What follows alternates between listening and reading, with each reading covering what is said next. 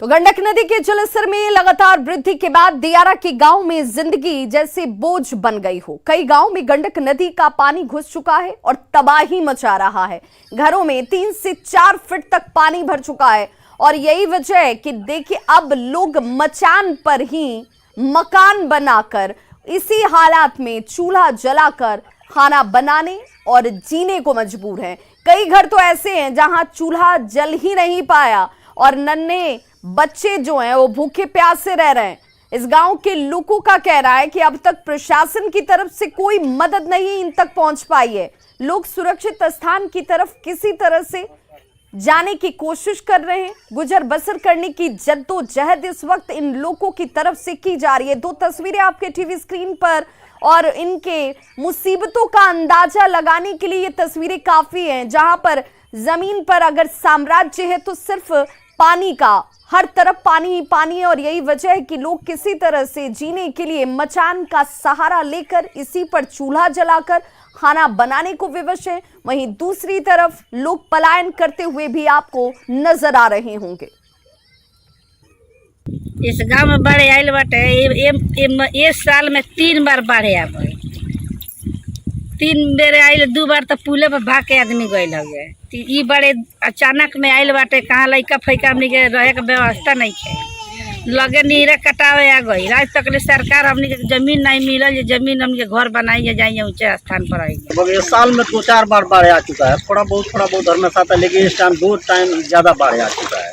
लेकिन हम लोग पिछला बेर तो जाकर सब बांधा को गुजर बसर किए हैं। अचानक पानी इतना ज्यादा आ गया है, वो समस्या नहीं है। खाना बना लेगा मजबूर हम लोग हैं, खाना खाने के लिए मजबूर हो गए। यहाँ कोई अधिकारी भी देखने के लिए नहीं आया था। बाढ़ इस बरसात में तीसरी बार, एक कांटी टोला का गांव है, तीसरी बार यहाँ बाढ़ आया हुआ है।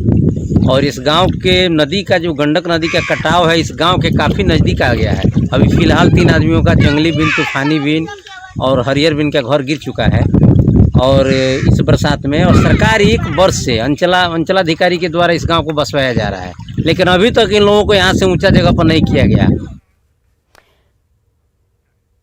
तो गोपालगंज में गंडक नदी के दबाव से सिकटिया छरकी का स्लुइस गेट कभी भी टूट सकता है और यही वजह है कि बरौली प्रखंड के सिकटिया का स्लुइस गेट का 50% हिस्सा नदी के दबाव से टूट चुका है। स्लुइस गेट को बचाने के लिए अब जल संसाधन विभाग के अभियंताओं की टीम फ्लड फाइटिंग का काम युद्ध स्तर पर कर रही है। इसकी एक्सक्लूसिव तस्वीरें इस वक्त आप देख भी रहे हैं, जहां पर अब फ्लड फाइटिंग का काम युद्ध स्तर पर शुरू कर दिया गया है। लेकिन जिस तरह से गंडक नदी का दबाव इस पर बना हुआ है, उससे स्लुइस गेट को बचा पाना मुश्किल नजर आता है। वहीं डीएम डॉक्टर नवल किशोर चौधरी छरकी को बचाने के लिए लगातार मॉनिटरिंग भी कर रहे हैं। अधिकारियों की टीमों की तैनाती की गई है। इस इलाके के लोगों को सतर्क रहने के निर्देश तक दिए गए हैं। यदि सिकटिया छरकी का स्लुइस गेट टूटा तो इन इलाकों से लेकर सलेमपुर पूर्वी, सलेमपुर पश्चिमी, हसनपुर, सदौवा, रामपुर, सरैया पहाड़, पिपरा, डुमरिया, टेकनिवास पंचायत में बाढ़ से तबाही मच सकती है।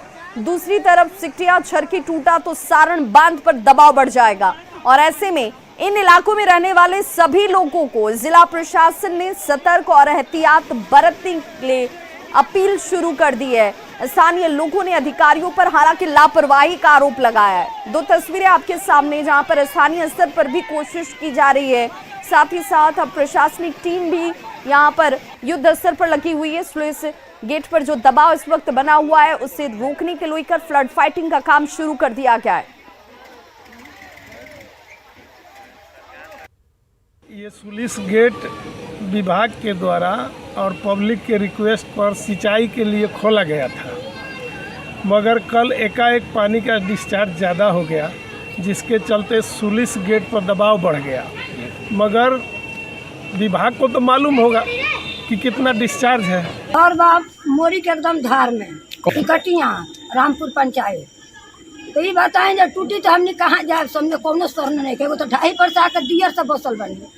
अब कहाँ जाए सो हमने हूँ यहाँ में स्लुइस गेट पर कोई विभाग की कोई सूचना नहीं आए और गांव वाले स्लुइस गेट पर दबाव पड़ा, टूटने जा रहा है। गांव वाले लोग ने मिलकर इस पर पूरे तन मन से लगे हुए हैं। 11 बजे के बाद विभागीय सब ऑफिसर यहाँ पहुँचे हैं